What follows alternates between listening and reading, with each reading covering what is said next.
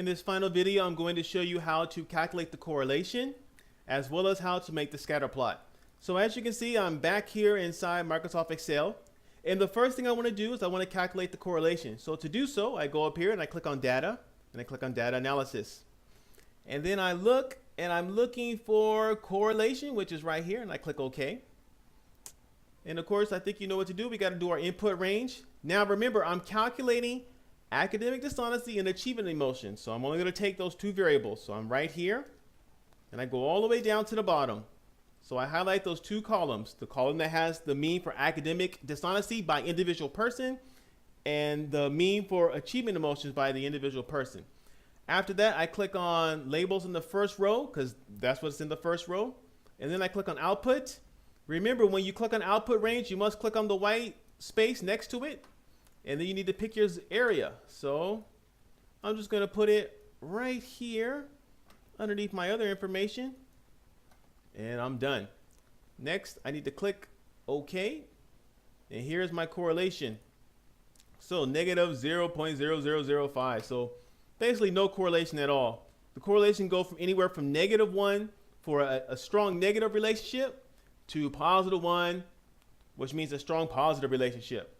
So the relationship here, if I had to complete my answer, was minus 0.0005. Really like almost no relationship at all. Now, I need to also now make my scatter plot. And so this is there's a lot of steps to this, especially if I'm using Microsoft 2013, and we're going to try to do this together.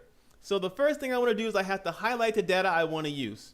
So academic dishonesty and achievement emotions, go all the way down to the bottom. Now the next thing I want to do is I want to click on insert, and I want a scatter plot. So I click on this, and then of course I click on scatter plot.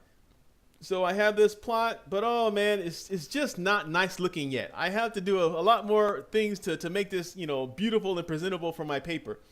So I'm going to click on add chart element, and I'm going to look at axis and axis options.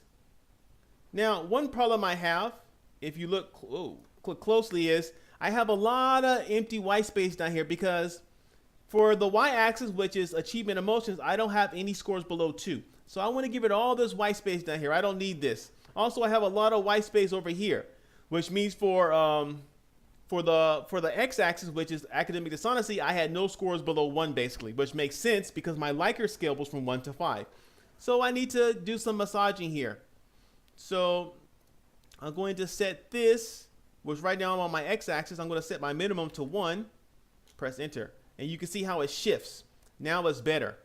But I'm not quite done yet. I want to select the axis off to the side here, and I want to set the minimum score here to 2. Press enter. Now my data is much more spread out and much nicer looking. I'm getting somewhere, but I'm still not done yet. My title is messed up. It's not achievement emotions only. It's academic dishonesty and achievement emotions. That's what it should be. But I'm still not done yet. I'm not satisfied. So I go back to add chart, axis titles. I want to highlight both of these. So go back to axis titles and highlight this. And so on my what do you call it? X-axis, I have academic dishonesty. So the audience needs to know that. And then on my y-axis, if I click over here, I have achievement emotions. All right, there we go. So this is looking better. Now, the last thing I need to do is I need to add the trend line. This is very, very useful. So I go back over here to add chart elements, trend lined, and I want linear. So I click on linear. And you probably can't see this because it's really small.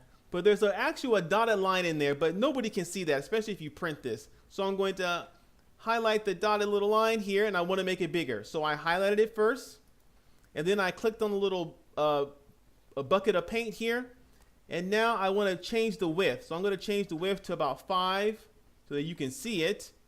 But again, you can't see it because it's a dots. So I'm going to change the dash type to solid.